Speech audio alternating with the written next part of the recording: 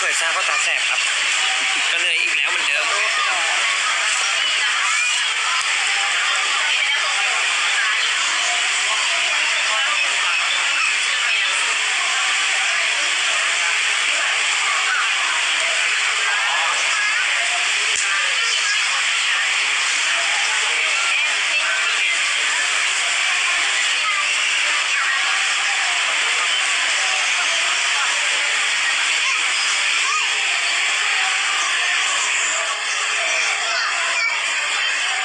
ขอบคุณครับทุกคน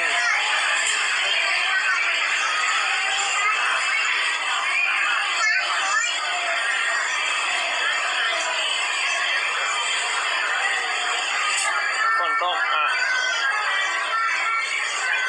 พี่ปุ้ยขอบคุณนะครับ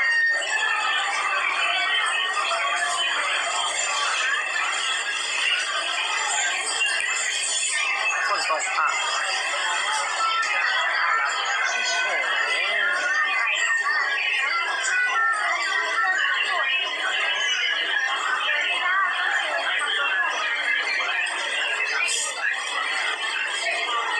เหมือนไม่อยากไปโรงเรียน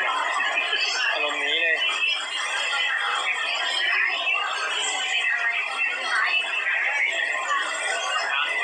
เอาไปเลยไปจิตเตอร์ให้เลยใช้แค่เดียวใต้ตายเดี๋ยวใช้ไม่เป็นเอาไปเถอะเฮ้ยจริงจังพี่เก่งใต้ตายเดี๋ยว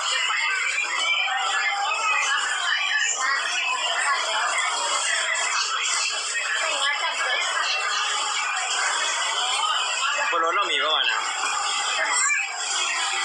อยู่ในถุงเนี่ยที่เราเอาใส่ถุง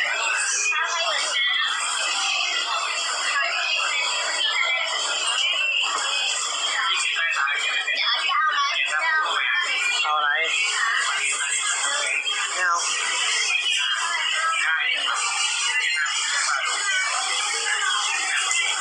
โน่นน้องหน้ามน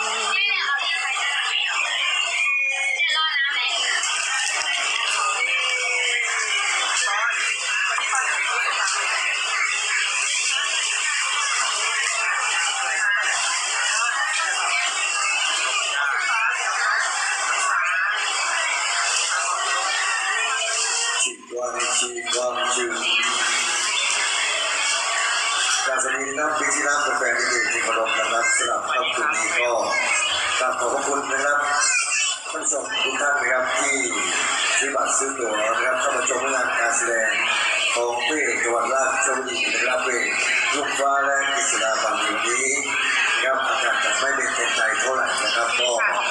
ขออย่าตกเรื่องนี้เลยนะครับ ต้องหน้าบัตรครับช่วงนี้ก็ถึงเวลา